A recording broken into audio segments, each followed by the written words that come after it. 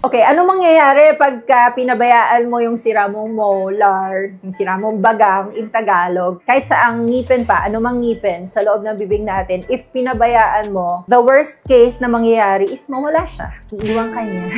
And you have to let go. Of course, number one, magkakaroon ng cavity. Pag nagkaroon po tayo ng cavity, dyan na magkakaroon ng sensitivity, dyan na magkakaroon ng pain, and then eventually, pwedeng magkaroon ng infection. A dental infection can cause cellulitis. Yun yung mga worst form of infection sa atin na pwedeng mag-cause ng blockage ng ating airway. And then, for patients naman na merong bulok ng ngipin, na pinabayaan, hindi tinreat, kumalat yung infection, and the concerned tooth is nasa taas, yung nasa upper jaw natin, pwede po tayong magkaroon ng infection na kumakalat hanggang sa mga sinuses natin and even hanggang sa brain natin, hanggang sa utak. So, meron po tayong mga pasyente na nagkakaroon ng brain abscess just because of a tooth na pinabayaan. So, ingat tayo.